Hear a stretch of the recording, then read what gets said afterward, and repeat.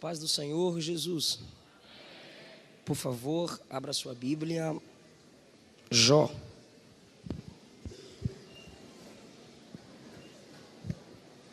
Capítulo de número 11.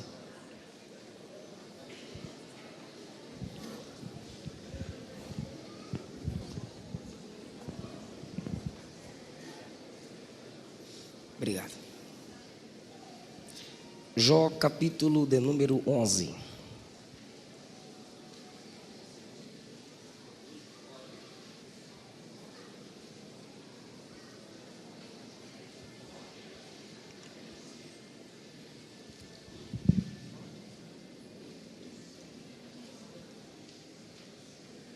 Se você puder manter sua Bíblia aberta, por favor, para a gente ir acompanhando o raciocínio da mensagem, será bem legal, será bem bom. Capítulo de número 11, versículo 4 apenas. Pois tu disseste, a minha doutrina é pura, limpo sou aos teus olhos. Amém. Assentai-nos. Eu quero pegar emprestado aí. Eu quero pegar emprestado aqui só a palavra doutrina. Como é bom estar de volta para cultuar a Deus com vocês. Pastor Neemias, na minha vida, é sinal vivo que Deus realiza sonhos. Várias e várias vezes eu passei por aqui indo pregar no interior e os irmãos sempre elogiando o ministério do Senhor. E eu disse, um dia eu prego aí. Glória a Deus. Pastor José Rodrigues, presidente de honra. Como é bom, pastor, fazer parte da geração que o Senhor inspirou. A todo o corpo de obreiros, que Jesus vos dê graça cada vez mais, cada pastor aqui presente, cada pai, cada mãe. Trago mais uma vez a paz do Senhor da minha liderança, o pastor Darlan. Trago a paz do Senhor da minha esposa. Eu fui pregar em Foz do Iguaçu com ela. E lá ela encontrou o sobrinho, o nenenzinho, e quis ficar lá. Mas eu sei porque, está grávida de 2 meses. Agora nós somos 3. Aleluia. Orem pela minha esposa, orem por nós. E eu estou aqui lançando o meu novo livro hoje aqui. Olha que top. Olha o tema desse livro, irmão. A cruz de Cristo. Já é presente aqui para o pastor Neemias. Que sirva de instrumentalidade para o seu ministério. Espírito Santo, o agente avivador da igreja. Segredos da liderança de Josué tinha esgotado, voltou. E segredos da liderança de Paulo. Meus livros giram em torno de 25 a 30, mas os irmãos sabem que aqui um é 20, 3 é 50. Queridos, eu quero falar com vocês sobre a doutrina de Jó.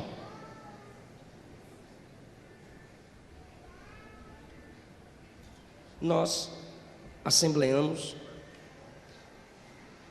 ainda somos um povo que valoriza o ensino da palavra. E doutrina é ensino, princípios. Se puder colocar um pouquinho de agudo no meu som, estava melhor quando eu estava lendo, aí abafou um pouquinho, por favor. Doutrina é ensino, princípios. E Jó criou uma doutrina. Ele era um orador, ele era um pregador, ele era um homem de influência, era um homem que conhecia a palavra, praticava a palavra. O próprio Deus deu testemunho de Jó. E no capítulo de número 1, eu aprendo que a primeira lição com a doutrina de Jó é uma doutrina que equilibra prosperidade e fidelidade. Essa palavra assusta alguns crentes, porque o Brasil se acostumou com a doutrina franciscana, de que quanto mais pobre você for, mais virtude você tem, e quanto mais rico você for, menos confiança você merece, e isso não é bíblico. A maioria dos estudiosos dizem que Jó é um livro que surgiu antes mesmo do Gênesis. Sendo assim, não seria em vão o primeiro livro da Bíblia começar nos apresentando um homem próspero, um homem rico. Mas a doutrina de Jó equilibrava prosperidade e fidelidade. O versículo 1 diz que ele era um homem e ele era sincero, reto, temente e se desviava do mal. Aqui, todo crente tem que ser um desviado do mal. Nasceram-lhe 7 filhos, 3 filhas, 7.000 ovelhas, 3.000 camelos, 500 juntas, não era 500 bois, eram 500 juntas de bois, 500 jumentas, não é jumento, jumentata, jumento é lerdo, não dá muito dinheiro não, jumenta era algo caro, era um animal caro, muito mais veloz que o jumentinho. Por isso que quando o filho da mulher de Sunem morre, ela põe o menino sobre a cama do profeta e manda o rapaz pegar uma jumenta, porque ela estava com pressa. Se fosse o jumentinho não daria conta de chegar não. E ele era o maior de todos os homens do Oriente, o mais rico, o mais respeitado. Ele era rico, ele era próspero, mas olha o equilíbrio. O próprio Deus disse: ele é sincero. Não há ninguém na terra semelhante a ele. É Deus dando testemunho do homem. Sincero, reto, me teme e se desvia do mal. Isso é Deus falando de Jó para um amigo? Te elogiar para amigo é fácil. Deus chega e elogia Jó para o inimigo, coisa que Jesus não teve coragem de fazer com Pedro, o Senhor fez com Jó. O diabo disse assim: eu quero testar ele, eu quero provar ele, eu quero pegar ele. Deus disse: vai. Quando o diabo disse: eu quero pegar Pedro, provar Pedro, Jesus disse: pai, eu confio não. Eu tenho que rogar muito e tenho que avisar ele aqui. E Jó não teve nenhum aviso, porque ele era sincero. Sua prática era desviar-se do mal, santidade era normal para ele. Por isso Deus não lhe dá nenhum aviso. Perguntaram a John Wesley: o que você desejará estar fazendo quando Jesus voltar? John Wesley disse: o que eu faço todo dia. Eu espero ele todo dia. Se ele for voltar hoje, é um dia comum. Estou orando, lendo Bíblia e vivendo em santidade. Assim era Jó. Não precisou de um aviso prévio. Esse camarada era rico e próspero. Paulo exorta que os ricos vigiem, e os que querem ficar ricos também tomem cuidado. Nem Jesus, nem as cartas paulinas abominam a riqueza, mas ensinam o caminho da riqueza, o caminho da prosperidade. Jesus tinha o ministério de prosperidade, é claro que tinha. Ele tinha conhecimento, ele tinha profissão. Tem gente que quer prosperar, mas não quer trabalhar. Jesus tinha uma profissão, Jesus tinha conhecimento, honrava os pais e, acima de tudo, honrava o pai. Como é que não prospera? Onde eu quero chegar é que Jó, com essa doutrina que equilibra prosperidade e fidelidade, e muita gente rejeita. Eu lembro que Jesus falou, assusta não, Jesus falou mais sobre dinheiro do que sobre quase todos os assuntos. Há na Bíblia 500 versículos sobre oração, quase 500 sobre fé, 2084 sobre dinheiro, 500 sobre posse. Quase metade das parábolas de Jesus era sobre riquezas e prosperidade. Onde estiver o seu tesouro, ali estará seu coração. Então por que Jesus não veio falando de coração, mas veio falando de tesouro? Ele veio falando de tesouro para encontrar teu coração, porque onde tiver o tesouro, teu coração. Então ele vem ensinar ao homem a administrar. O próprio Jesus disse só uma pincelada aqui que eu vou voltar para Jó. O próprio Jesus disse: quem é o homem que vai construir uma torre sem primeiro se sentar para ver o custo e fazer as anotações? O que Jesus está dizendo é: ninguém faz algo grande sem pensar, sem anotar, sem ver a despesa. Aí tem crente que não se controla, ganha 1.000, quer gastar 2.000, a irmã vai no shopping, parece uma centopeia, sai de lá com 10 caixas de sapato e depois quer fazer campanha de prosperidade. Aí está errado. Anda comprando, não paga. Eclesiastes 5 diz que tem gente que o seu trabalho é tão ruim, ele é bom no que faz, mas ele não é bom para cumprir o prazo do serviço. Esse tipo de gente empobrecerá. Provérbio diz: aquele que é diligente no seu trabalho prosperará, o preguiçoso estará na miséria. Então não adianta você isolar textos e querer fazer campanha de prosperidade. Jó prosperava, mas era fiel.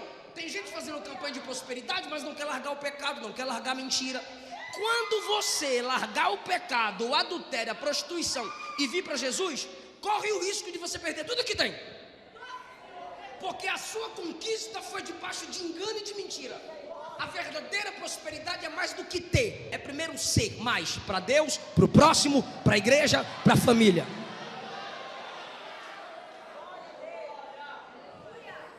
Primeira característica da doutrina de Jó: fidelidade e prosperidade. Segundo, fidelidade apesar da dor. É aqui que entra o que muitos de nós somos contra, porque o ensino da prosperidade desequilibrado diz que você não pode aceitar a luta, não pode aceitar a dor, não pode aceitar o sofrimento. Se o nosso Senhor sofreu, quem somos nós para dizer não aceita? Então Jó, sua doutrina mostra que ele é fiel apesar da dor. Não estou dizendo que o evangelho é masoquismo, não. Felicidade com a dor, não. É apesar da dor. Perceba, versículo de número 21. Jó disse: não saí do ventre de minha mãe, não tornarei para lá. Deus me deu, Deus tomou, bendito seja o nome do Senhor. Ele está falando essas palavras depois que ele recebe a notícia de que tudo que ele tinha foi destruído. Então ele é fiel na adoração em meio à dor. O capítulo 13, versículo 15, ele disse assim: ainda que ele me mate, eu esperarei nele. Olha que doutrina desse camarada: prosperidade e fidelidade. Fidelidade apesar da dor. Ou seja, o diabo disse a Deus: Jó não te serve em vão. Está aí no versículo 9 e 10 do capítulo 1. Porventura Jó te serve em vão? Tu não cercaste ele de bênção, cercaste a casa dele com bênção, e tudo aquilo que ele tem, as obras das suas mãos. Por favor, diga: obras das suas mãos. Sabe o que é obra das mãos? Trabalho. As obras de suas mãos abençoaste, e o seu gado está aumentado na terra, não tem mais espaço. Estende a mão, toca tudo quanto tem, e ele vai blasfemar. Essa é uma doutrina satânica. Eu estou com Deus enquanto eu tenho, eu estou com Deus enquanto Ele me serve. A doutrina satânica é: eu quero me servir de Deus para servir o dinheiro. Mas a doutrina bíblica é: usarei o dinheiro para melhor servir a Deus. Jó está sendo acusado de que só serve a Deus pelo que Deus dá. Eu repito, só serve. Todo mundo aqui serve a Deus pelo que Deus dá. Não venha com essa de santidade não. Eu sirvo a Deus pelo que Ele é. Mentira. Todo mundo aqui serve a Deus pelo que Ele faz. O que Ele disse? O que a Bíblia diz? Nós o amamos porque Ele nos amou primeiro. Se Ele não me amasse, eu não amaria Ele. A Bíblia diz: até o desejo de adorar vem de Deus. Eu estou adorando aqui porque até o desejo de adorá-lo vem dele. Por quê? Porque nenhuma adoração voltará para ele sem antes vir dele. Por isso a Bíblia diz: porque dele fonte, por ele processo e para ele destino são todas as coisas. Se não vem dele, não vai voltar para ele. Então todos nós estamos aqui pelo que ele fez na cruz. Estamos aqui pelo que ele faz, a igreja. Estamos aqui pelo que ele faz, o Espírito trabalha em nós. Agora, errado é você servir a Deus só pelo que ele faz. Aí é errado. O que o diabo está dizendo a Deus é que Jó o serve só pelo que ele faz. Isso é mentira. Aí o Senhor diz assim: vai lá e toca. O diabo estende a mão e Jó, os irmãos sabem, continua fiel apesar da dor. Jó tem uma doutrina interessante. Capítulo 1, versículos 5 e 6. Sucedia, pois, que no decorrer dos dias dos banquetes dos seus filhos, Jó o santificava e se levantava de madrugada e oferecia holocaustos segundo o número de todos eles, porque dizia Jó: porventura pecaram meus filhos e blasfemaram de Deus no seu coração. Irmão, olha a preocupação desse homem, dos filhos pecarem contra Deus no coração. Ele nem precisava ouvir, ele nem precisava ver. Ele dizia: se eu não ouvir ele pecar, se eu não vi ele pecar, se eu não ouvir ele pecar, eu acho que eles pecaram do coração. Se eles fizeram ou não, deixa eu me antecipar e vou santificar meus filhos. E como é que Jó santifica seus filhos? Oferecendo sacrifício, porque era o modo do culto antigamente, a vítima inocente para justificar o culpado. Jó entrega um sacrifício intercedendo pelos seus filhos. Que doutrina é essa? A doutrina da intercessão. Ana orava por Samuel antes mesmo que ele nascesse. Jairo é um pai que está de joelho no meio da rua intercedendo pela filha. A mulher Sirofenícia é uma mulher que se prostra no meio da rua, é chamada de cachorra, é humilhada publicamente, intercedendo pela filha. Se os pais orassem mais pelos seus filhos, eu acredito que eles iriam mais longe. A questão é que tem muitos pais que se ajoelham pelos seus filhos, mas não se ajoelham com. Tem muitos pais que oram pelos seus filhos e não deixam seus filhos vê-los de joelhos. Eu tenho hoje a prática de orar porque eu via minha mãe de joelho. E a criança, filhos são páginas em branco. O que se escreve ficará gravado. Então Jó intercedia pelos seus filhos. O que é interceder? Essa doutrina precisa ser resgatada. A minha sogra, antes de levar qualquer filho ao médico, minha esposa testemunha até hoje, antes de levar qualquer filho ao médico, ela primeiro orava. O marido levava, mas ela dizia: deixa eu orar primeiro. Chegava lá, estava tudo bem. Temos que resgatar essa prática. Minha mãe me colocava para orar pelos meus irmãos quando estava doente em casa. O que é isso? Colocar os filhos no altar. Está preparado para dar glória a Deus? Arão, Joquebede colocou o filho no cesto. Noé colocou na arca. Davi colocou no trono. Abraão colocou no altar. Jó se colocava no altar pelos seus filhos. Ele tinha a prática da doutrina da intercessão. Ou seja, ele intercedia pelos seus filhos, entregando sacrifício a Deus. E no capítulo 42, se você começar a ler a partir do capítulo 4, os amigos de Jó detonam Jó. Aí no último capítulo, Deus manda os amigos de Jó trazerem bezerro para Jó oferecer um sacrifício e orar por eles. Aí o texto conclui: e Deus virou o cativeiro de Jó, 42:10, enquanto orava por seus amigos. A intercessão do camarada fez diferença no início do livro e no final do livro. Precisamos voltar à prática da intercessão, de orar uns pelos outros. Agora essa doutrina de Jó: primeiro, fidelidade e prosperidade; segundo, fidelidade apesar da dor; terceiro, doutrina da intercessão; quarto, essa doutrina de Jó eu acho maravilhosa, principalmente sabe, aqueles pregadores de quebra de maldição, que pega textos isolados e às vezes fica só por um viés. Tem que ter toda uma mensagem completa para que a igreja compreenda isso.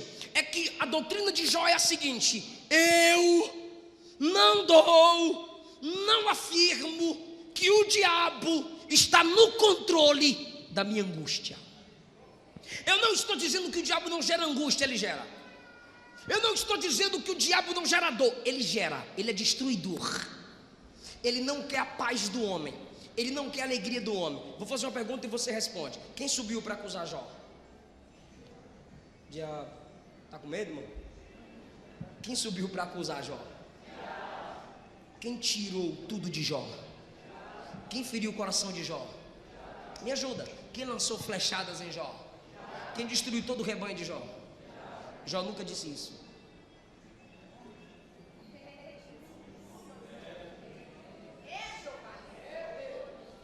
Tu sabes que o diabo é tão maligno que, se ele te humilha, é um tipo de guerreiro. Quem já assistiu filme épico sabe disso. Venceu alguém, que se grite na história: fulano venceu ciclano. Diga na história que fui eu que te destruí. Por isso que o diabo gosta de deixar sua marca, para que todos reconheçam que foi ele. Por isso que os satanistas têm suas marcas, seus emblemas, as religiões ocultas, para que se saiba que foi o diabo. Aí você vai para a Bíblia. Isso aqui, como são muitos, eu tive que anotar. Ele não dá o controle da sua vida nem do seu sofrimento para Satanás. Olha o que ele diz no capítulo 1, versículo 21. Eu já disse e releio: no saí do ventre, no tornarei para lá. Quem me deu foi o Senhor. Quem me tomou? Alguém diria Satanás. Jó não, quem tomou também foi o Senhor. Bendito seja o nome do Senhor. Capítulo 6, versículo 4, olha o que Jó disse: as flechas do Todo-Poderoso estão em mim. O diabo está dizendo: sou eu, rapaz, que você nada. Você continua servo de Deus, então foi Ele que permitiu, é Ele que está no controle da minha vida. Os terrores de Deus se armam contra mim. Aleluia. Capítulo 9, versículo 24, Jó disse assim: a terra é entregue nas mãos dos ímpios, Deus cobre o rosto dos juízes. Olha essa pergunta de Jó, capítulo 9, versículo 24: se não é Deus, quem é? Meu Deus do céu, eu vou repetir. O capítulo 9, Jó vai detonando com o diabo. Jó diz assim: o homem faz porque Deus deixa fazer. Aí o diabo está dizendo: fala de mim. Jó se levanta e diz: se não é Deus, quem é? Se não é Ele, quem é? Se não é Ele, quem é? Aleluia. Olha o capítulo 12, a partir do versículo 7, ele arrebenta. Ó doutrina arrebatadora. Olha o que Jó diz: pergunta os animais, e cada um deles te ensinará. Ele está dizendo: o diabo não vai ensinar nada. Na minha doutrina o diabo não ensina não. Pode perguntar para bicho, que bicho sabe. Fala com a terra e ela te ensinará. 9. Quem não entende que todas essas coisas foi Deus que fez? O diabo não fez nada na minha vida, não. Olha o versículo 10: na sua mão está a alma de tudo quanto vive, o espírito de toda a carne humana. Ele derruba e ninguém levanta, quem ele prende, ninguém liberta. Com ele está a força e a sabedoria. Seu é o que erra, seu é o que acerta. Rapaz, olha o que ele diz no capítulo 19, versículo 6: saibam agora que foi Deus que me transtornou, e sua rede me cercou. Então, o crente imaturo. Os irmãos, os meninos, os homens estão perseguindo eu.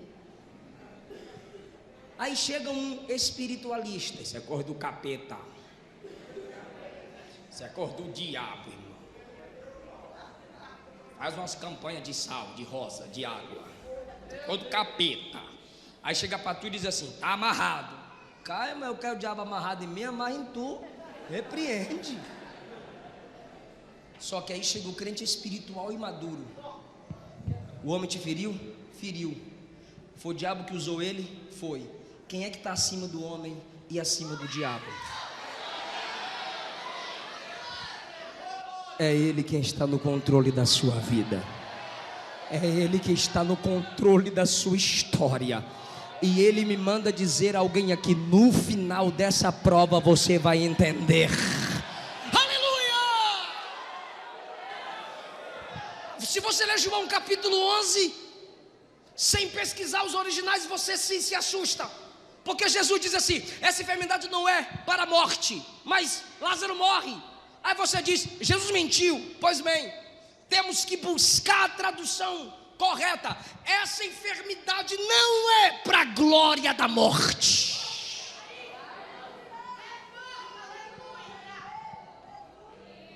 Pode até matar Lázaro, mas ela não será glorificada na morte de Lázaro. Eu serei glorificado pela morte de Lázaro. Você quer Deus, né, irmão?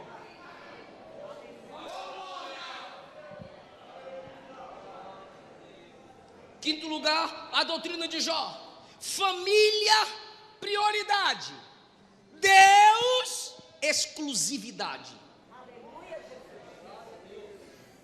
Capítulo 2, versículo 9. Sua mulher disse: tu ainda retens a sua sinceridade. Sabe o que ela está dizendo? Tu vai continuar crente mesmo, meu bem.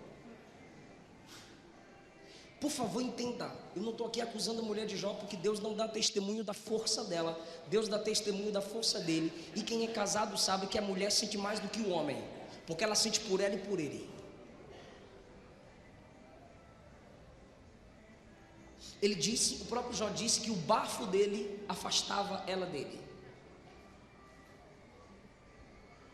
Bichos saíam da carne dele. Mas você vê na Bíblia que Deus deu outros filhos, deu outro gado, outras ovelhas, outras jumentas, mas não deu outra mulher.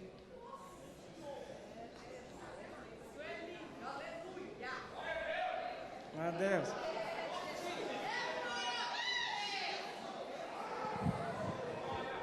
Ela ficou firme, porque na fraqueza dela, ele a corrige. Só que ela diz assim: você ainda vai ser crente? Eu não vou pastorear mais não, pastor. Por quê? Minha esposa está fraquinha. Vou pregar mais não. Vou fazer a obra mais não. Vou para a igreja mais não. Minha esposa não quer ir. Se ela não quer vir, vem você.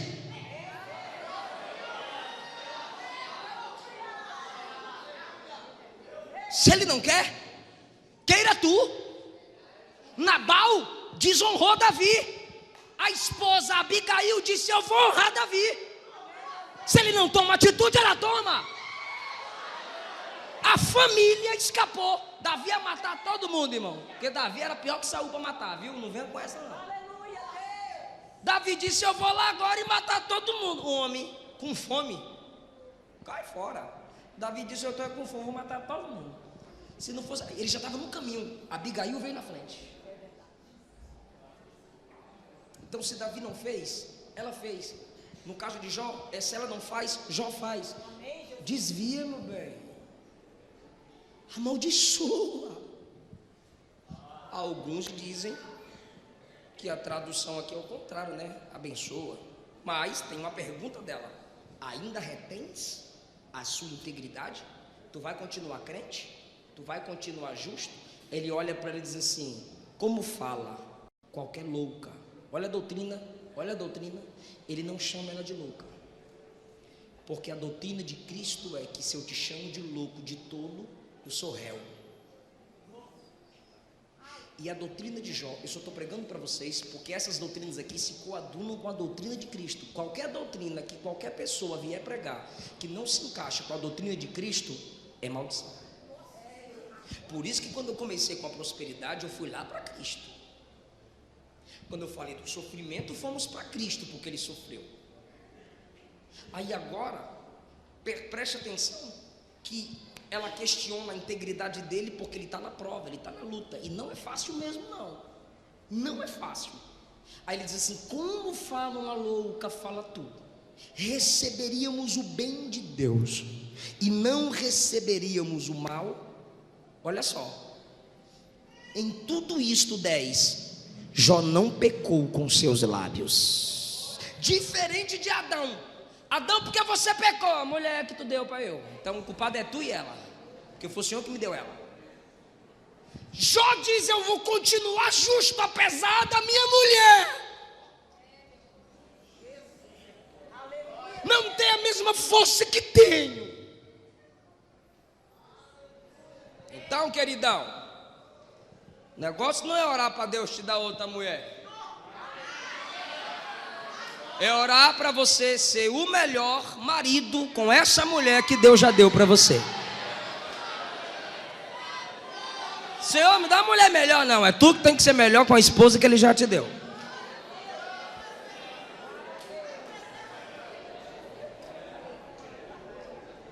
Família é prioridade. Ele escutou ela, ele aconselhou ela, ele permaneceu com ela e ela permaneceu com ele. Mais do que palavras, o que vale é atitude. Na prosperidade ele não a abandonou, ele teve tudo de volta. Ele é o que é mais citado, mas ela continuou lá. Ou seja, a família foi prioridade, mas Deus, exclusividade. Ele não desonra a Deus por causa da fraqueza da mulher.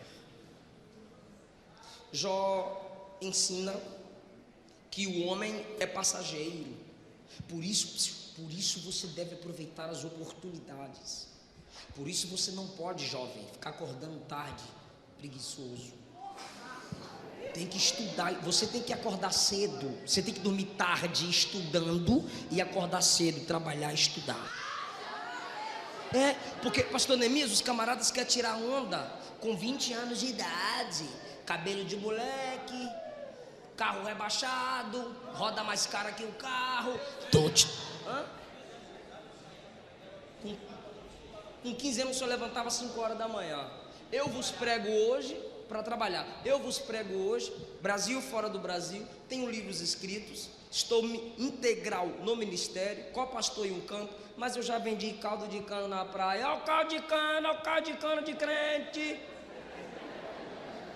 Já vendi peixe, eu sou de Ilhéus, Bahia, meu pai é pescador, meu pai trazia o peixe. Se eu com 29 eu sou desse tamanho, imagine com 10 anos vendendo peixe, os peixes arrastando tudo na rua assim, que era cada peixão. Olha o peixe, o povo comprava por pena, irmão, que o peixe chegava cheio de terra, porque arrastava nas ruas. Já vendi livro em porta de igreja sem ser meu, não tinha agenda como tem hoje, ia para os congressos para vender livro, ligava para os pastores oferecendo o livro para vender, primeiro eu lia, depois empacotava e vendia. Eu comprava para vender e lia, não tinha condições de ter para vender e para mim. Já trabalhei no Lava Jato, pastor Eduardo, lá em Brasília, me colocou para morar no barraco de fundo e disse: você trabalha no Lava Jato de segunda a sexta, prega sábado e domingo, um domingo por mês você prega na minha igreja, e de segunda a sexta você trabalha no Lava Jato e eu te dou moradia atrás. Fechou, de boa. Então trabalhava no Lava Jato um período, estudava, tive que deixar de estudar para trabalhar, ajudar minha família na Bahia, depois tive que fazer supletivo. Porque tem uns folgados aí que está deixando a esposa com fome, filho com fome, dizendo que Deus chamou para a obra. Primeira igreja é sua esposa e seu filho.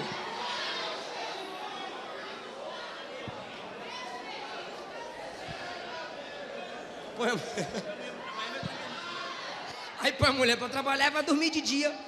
Aí memoriza uma mensagem, prega a mensagem repetida o ano todo: respeite a noiva do Cordeiro.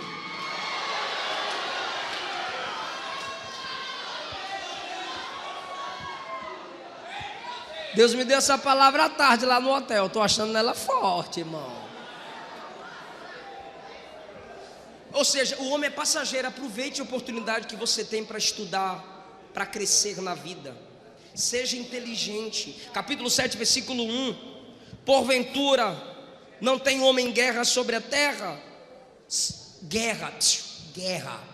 Não é fácil, a vida é guerra. Camarada mandou um WhatsApp para mim: pastor, eu descobri que ser crente é muito difícil. Eu disse: boa descoberta. Ele disse: como assim? Eu disse: tu descobriu que muita gente não descobre. O que, pastor? Que ser crente é difícil. Olha o que Jó diz: porventura não tem homem guerra sobre a terra? O que o Senhor falou de Jacó? Lutaste com os homens e com Deus. O que é lutar com homens? Estudar, trabalhar, ser o melhor funcionário da empresa, ser o melhor aluno da sala. Isso é lutar com os homens. Olha, eu vendi 1.000, vou vender 2.000, vou superar tu. Olha, eu tirei 8, eu vou tirar 10, eu vou competir com tu. Lutar com os homens e com Deus e prevalecer. O que é lutar com Deus? Fazer teologia, ler a Bíblia, pregar, jejuar, evangelizar. Isso é lutar com Deus. Porventura não tem um homem guerra sobre a terra? Seus dias são como os dias do assalariado, ou seja, a pressa para receber.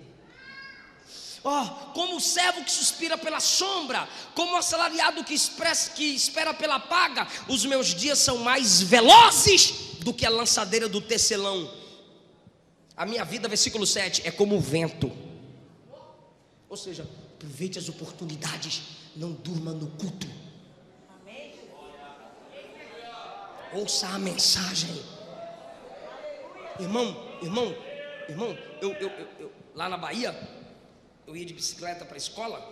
Quando eu pregava assim, ganhava umas ofertas, meu pai me dava uma bicicleta. Aí eu pedia para alguém pedalar para mim, que era 1 hora até chegar na escola. Eu morava no bairro Nossa Senhora da Vitória, né? Deles, Senhora da Vitória, deles. Aí, até chegar na escola, 40 minutos, 1 hora de bicicleta. Aí eu oferecia: tá perto, me leva. Aí eu sentava no quadro e eu ia lendo Bíblia. No intervalo, eu ia ler Bíblia, não ia chupar picolé, nem ficar conversando com as meninas. Eu não estou me gloriando, é Deus que não me permite esquecer de onde vi. Porque você só pode chegar onde alguém chegou se você decidir andar pelos caminhos que ele andou. Então, querido, é assim, já que a vida é breve. Aí eu olho para mim e vejo: meu Deus do céu, janeiro já tenho 30, minha esposa já está grávida. A vida é breve. Meu pai mandou um áudio para mim hoje: meu filho, eu estava aqui chorando. Falei: foi o que, pai? Lembrando eu te levando para pregar nas roças, subindo morro, descendo morro, e você nos meus ombros, botar na cabeça, o violão na minha cabeça para tocar. Sua mãe te levando a pregar nas roças, e ela colocava uma sacola no seu sapato, para você não sujar a igreja de tábua e piso vermelho. Aí andava na lama com sacola no sapato, escorregando, mas era para não sujar a igreja. Então a oportunidade que eu tinha, eu aproveitei. Eu morei sozinho em Brasília 10 anos, saí da Bahia com 12, morava em cima da igreja no bairro do Pessu, num quartinho, estudava a Bíblia de meia-noite às 4. Solteiro a fazer o quê? Não tinha celular, não tinha internet. Lê Bíblia, meu irmão, sem agenda. Não ficava dizendo agendas abertas, não, abre a Bíblia, fecha a agenda. Aí ficava lendo Bíblia de meia-noite às 4, dormia até meio-dia, ia estudar. Depois arrumei um emprego no Lava Jato, melhorou. Ou seja, aproveitar as oportunidades, porque a vida é breve. Capítulo 9, versículo 25: meus dias são mais velozes do que um correio. Passam, versículo 26, como navios veleiros, como a águia que se lança a comida. Tu já viu uma águia dando aquele voo para pegar um peixe? Sobe de vez. Ele está dizendo, ensinando sobre a brevidade da vida. O capítulo 14, versículo 1: o homem nascido da mulher é de poucos dias e farto de inquietação. Capítulo 7, versículo 11, ele ensina uma outra doutrina. Capítulo 7, versículo 11, ele diz assim: Por isso não reprimirei a minha boca, falarei na angústia do meu espírito, queixar-me-ei na amargura da minha alma. Sabe o que ele está dizendo? Está angustiado? Fale. Está amargurada? Fale. Deixa a irmã falar, maridão. Um jovem estava noivo, mandou para mim: pastor, vou terminar com essa menina. Falei: por que, frouxo? Ele disse: ela fala demais. Quando ela está angustiada, ela chora, ela grita, ela quer conversar. Eu falei: então casa com macho. Porque se a mulher não fala, ela fica cancerosa. Se ela não fala, a dor aumenta cada vez mais. Muitos afirmam que câncer são bolinhas de emoções engolidas.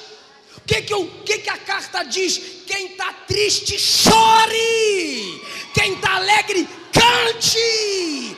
O que a Bíblia diz? Jeremias 33:3: clama a mim, eu vou te responder. Sabe o que é clamar, irmão? Não é você entrar no quarto. Não. Se você está com a dor travada, grita: Jesus, eu vou desviar, me ajuda. Tem dia que meu pastor chega no culto de doutrina com a cara fechada. Aí eu disse: ih, meu Deus do céu, complicou. Aí ele olha para mim: dirige o culto, vou pregar não. Aí eu dirijo o culto: prega aí, vou pregar não. Estou nervoso aqui. E chora, e e fica de joelho, e clama, chega antes de todo mundo para orar. Por quê? Porque pastor não é herói. Você, porque é crente, não é máquina. É para gritar, é para chorar, é para pedir ajuda. Pede ajuda, conversa, abre a alma. Mas não fica botando no Facebook se sentindo triste. Não, vai conversar com alguém, face a face. Grita para Deus em oração. Eu sinto a presença de Jesus aqui. Você vai lá no psicólogo, que não é pecado ir no psicólogo. Para de demonizar a psicologia. A gente não pode espiritualizar a psicologia, mas também não pode demonizar. Aí você chega lá e ele vai dizer assim: fala tudo. Ela vai dizer: fala tudo. Aí tu fala tudo. Aí quando tu chega em casa, tu abre a Bíblia na carta de Pedro. Aí diz assim: lança sobre ele toda a sua ansiedade, porque ele tem cuidado de vós. É como se Jesus estivesse dizendo: tá vendo? A mesma coisa que o psicólogo falou para tu, eu já tinha dito. Fala tudo para mim. É sério. Fala com ele. Conversa com ele. Não deixe o diabo destruir sua vida, não. Quem está entendendo essa palavra? Uma outra doutrina de Jó: não peque com a sua boca. Não peque contra Deus com os seus lábios. Capítulo de número 2, versículo 10. Como fala qualquer louca, falas tu: receberemos o bem, não o mal. Em tudo isto, Jó não pecou com os seus lábios. Capítulo 27, versículo 4. Ele disse assim: os meus lábios não falarão iniquidade, nem a minha língua pronunciará engano.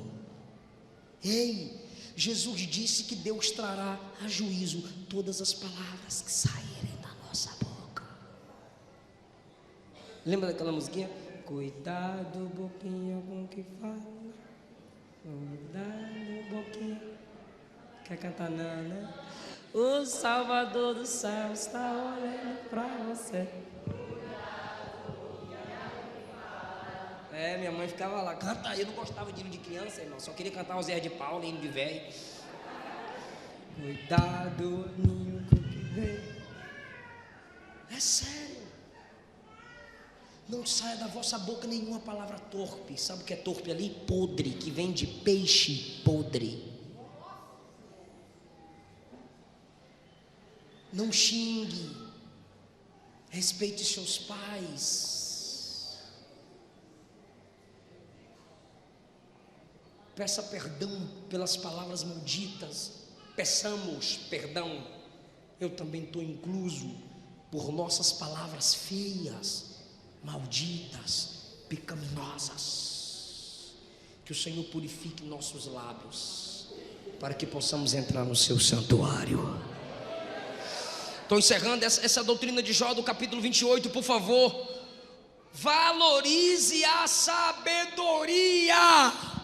Versículo 12, a seguir: onde se achará a sabedoria? Onde está o lugar da inteligência? O homem não lhe conhece o valor, não se acha na terra dos viventes. Aí alguém diz assim: o abismo tem, e o abismo diz: não está comigo. O mar diz: também não está comigo. 15, não se dará por ela ouro fino, nem se pesará prata em câmbio dela. Não há dinheiro que pague a sabedoria.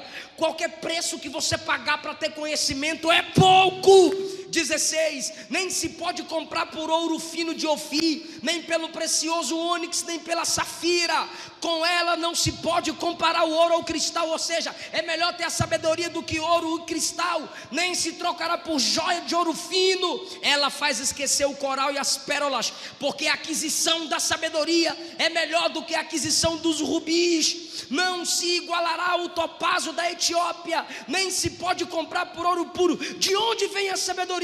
Onde está o lugar da inteligência? Ela está encoberta aos olhos de todo vivente e oculta as aves do céu. A perdição e a morte dizem: eu ouvi com os meus ouvidos a fama da sabedoria. Até a morte já ouviu falar da sabedoria. 23, Deus entende o caminho da sabedoria. Ele sabe o lugar da sabedoria. Ele vê as extremidades da terra, tudo que há debaixo do céu. Ele deu peso ao vento, ele tomou a medida das águas. Quando ele prescreveu uma lei para a chuva, caminho para o relâmpago dos trovões, ele viu a sabedoria, ele estabeleceu a sabedoria, ele esquadrinhou a sabedoria. Mas ele disse ao homem: eis que o temor do Senhor é a sabedoria, se apartar do mal é a inteligência. Valorize a sabedoria, valorize a maturidade. Ouça os mais velhos, respeite quem já viveu o seu futuro. Não passe um dia sem ler a Bíblia, não passe um mês sem ler o livro.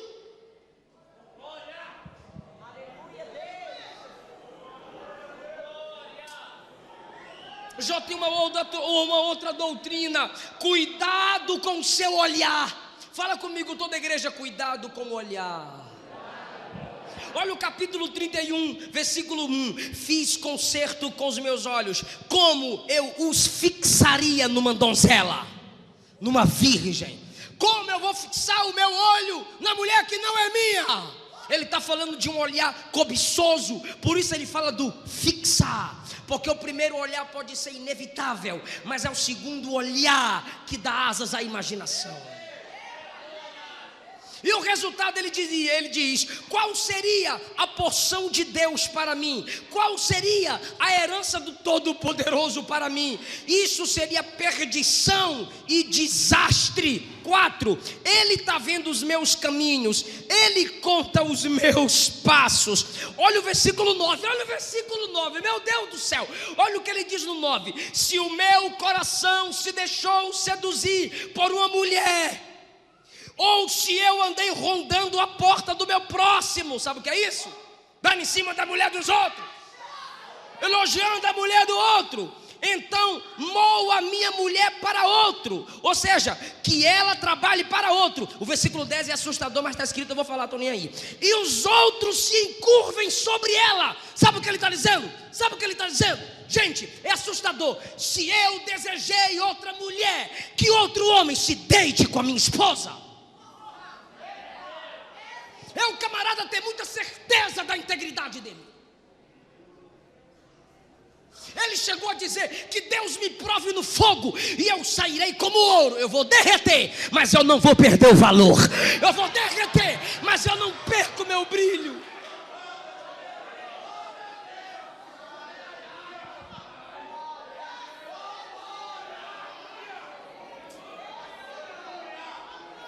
Meu filho, quer parar de masturbar?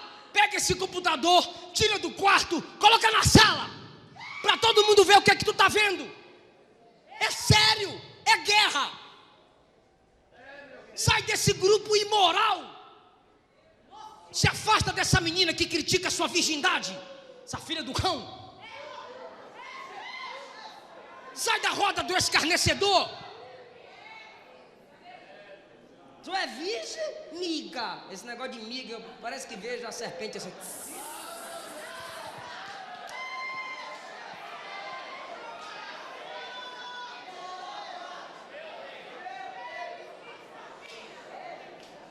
Sou pura. Minha virgindade é resultado de uma mente pura. O reino do céu é semelhante a 5 virgens prudentes. Jesus nasceu no ventre de uma virgem. Eu só vou me encontrar na cama com aquele que me encontrei no altar. Eu vou valorizar a santidade.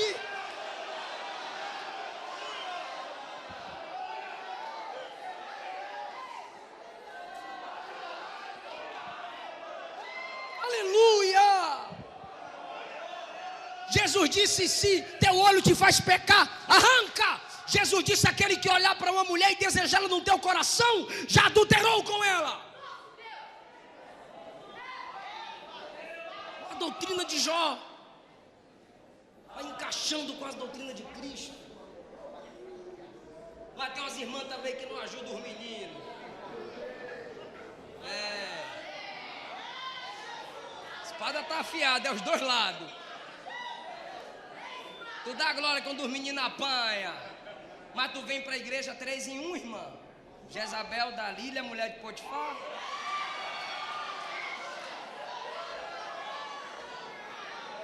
E tem uns que vem mostrando os peitos. Quer amamentar? Vai engravidar, vai casar.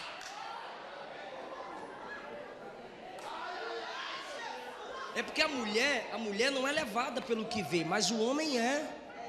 E Jesus disse: ai daquele de onde provém o escândalo. O que é escandalizar? Tropeçar. Se alguém se escandaliza pelo seu modo de se vestir, Deus vai responsabilizar tu. Casa, outro, tem gente me xingando na internet, mas tô nem aí. Outro caso, tu termina esse namoro na porta da minha igreja. Ainda bem que ela terminou o namoro, Stephanie. Eu falo mesmo. Se ela estivesse namorando, eu não falaria o nome. Ah, pastor, tá namorando. Cadê o cabra? Aqui. Cabrão fortão. Casar, né? Não, casar não. Casar. Eu disse: eu não ouvi. Eu falei pra Luana. Eu falei: não ouvi direito, amor. Amor. Eu falei: casar, né? Não, casar não. Eu olhei pra cara dela e falei: bestalhada. O cara fala na sua cara que com você ele não casa. Parabéns. Valor que o cabra te dá. Rei nada. Ele não te valoriza como mulher. Aí eu olhei para ele e falei assim: tu tá se envolvendo com a mulher de outro cara. Como assim, pastor? Ele já pensou em traição? Que o pecador sempre quer esconder o pecado dele culpando o outro. Você está se envolvendo com a mulher de outro cara. Como assim? Eu falei: você disse que não casa com ela vai achar um macho de verdade que vai casar com ela.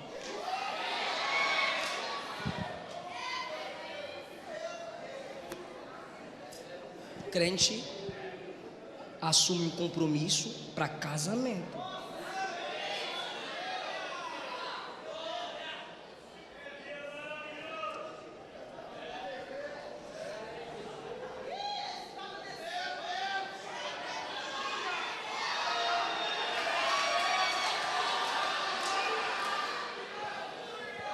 Eva viu o fruto, desejou, porque fixou o olhar. Acã viu a capa, a prata, fixou o olhar, desejou. Davi viu Batseba, né? A irmã banhar bem naquela hora com tudo aberto, né, irmãzinha? Fecha os negócios, mulher. Aí viu, desejou.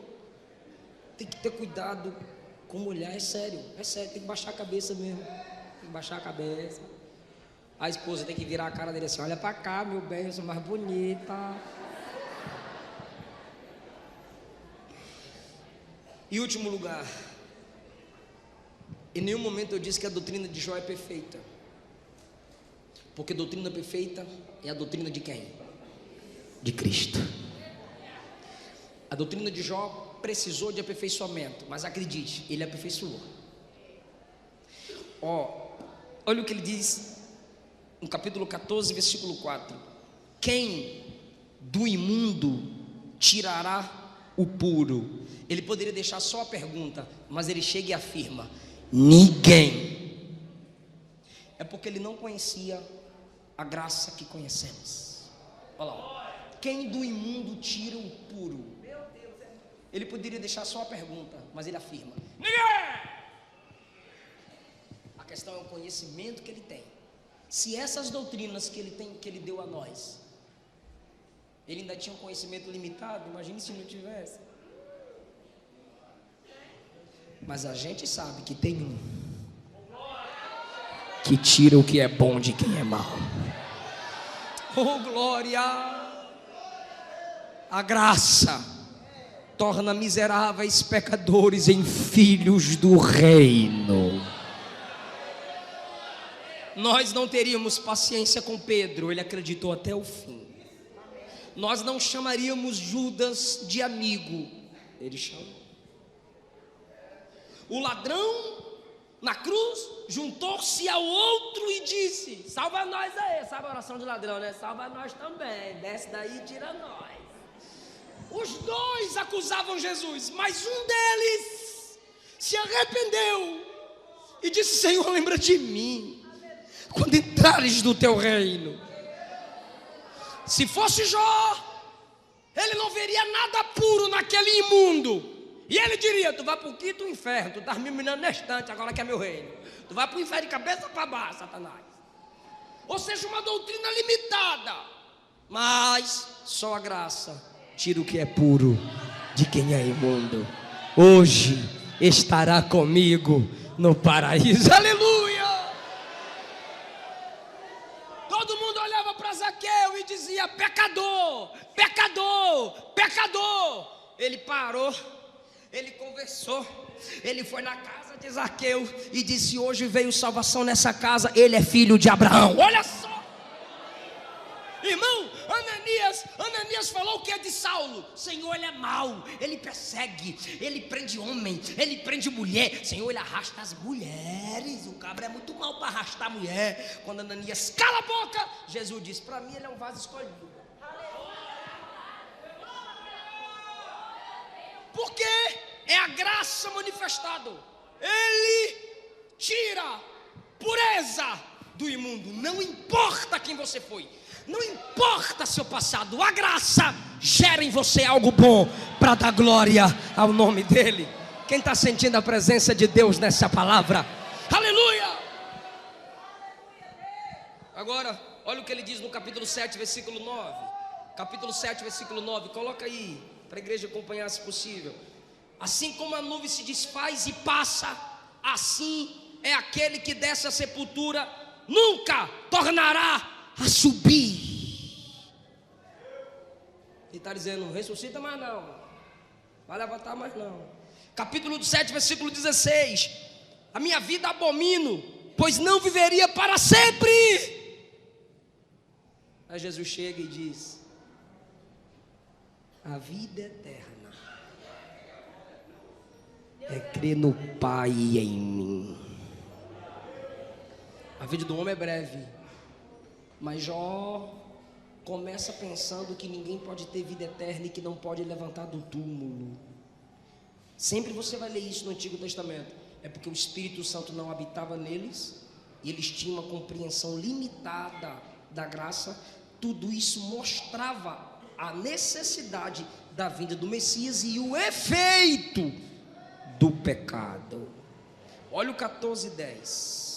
14:10. Morto o homem é consumido, rendendo o homem o espírito, onde ele está? Isso aqui é retórico, ele está dizendo: se perde, não se acha mais o espírito de que morreu. Não.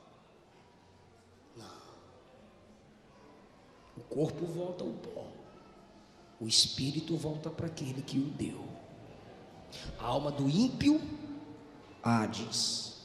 A alma do justo vai encontrar com seu Salvador. Penúltimo.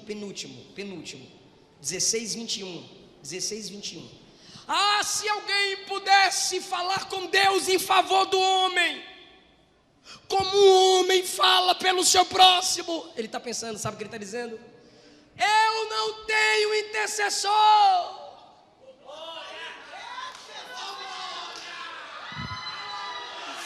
Eu não tenho advogado. Não Não tem ninguém para chegar a Deus e falar por mim. Mas a igreja tem, a igreja tem. João escreveu: filhinhos, não pequeis, mas se pecardes, temos um advogado junto ao Pai, Jesus Cristo, o justo. Quem pode dar glória ao nosso intercessor? Paulo disse: ele é o único mediador entre Deus e os homens. O diabo nos acusa aqui, mas tem o Espírito Santo intercedendo, e tem Jesus dizendo: Pai, eu morri por ele, eu paguei o preço por ela. Oh, glória. Em último lugar, ele disse: o homem desce à sepultura e não sobe. Ele disse: a carne do homem se desfaz. O homem é como nuvem que passa, é como erva que se acaba, nunca mais se erguerá, nunca mais se levantará. Mas parece que no capítulo 29 ele recebeu uma unção.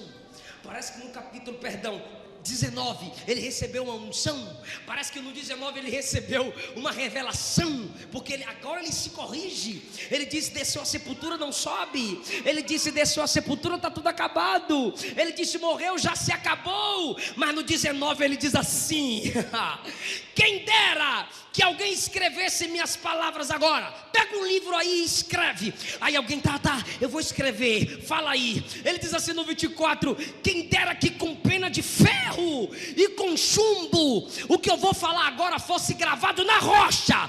O que eu falei antes esquece, mas o que eu vou falar agora é para colocar na rocha. O que é que você quer que a gente escreva na rocha, Jó?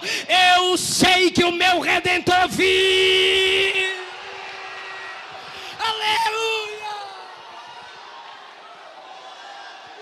Aleluia!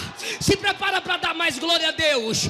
Em breve se levantará. Agora olha o 26. Olha o 26. E depois da minha pele ser consumida, eu vou levantar e vou ver Deus face a face. Eu vou levantar e verei Deus. Quem pode ficar em pé para dar glória ao Cristo que é a doutrina perfeita?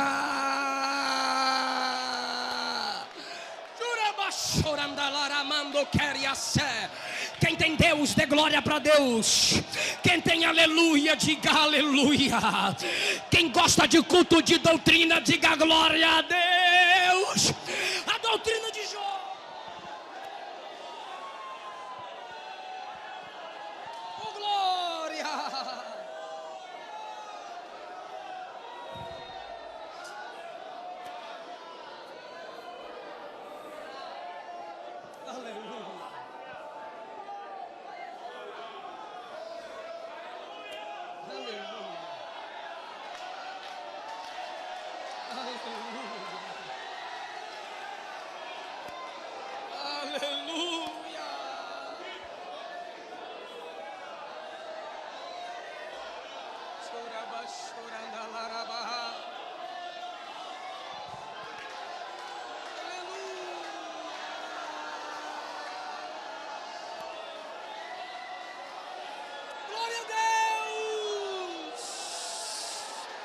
O teu Redentor está vivo e te escuta. Em meio à prova, Jó deixou essas lições para nós. Essa prova que você está passando, você vai influenciar muita gente, vai mudar muita gente.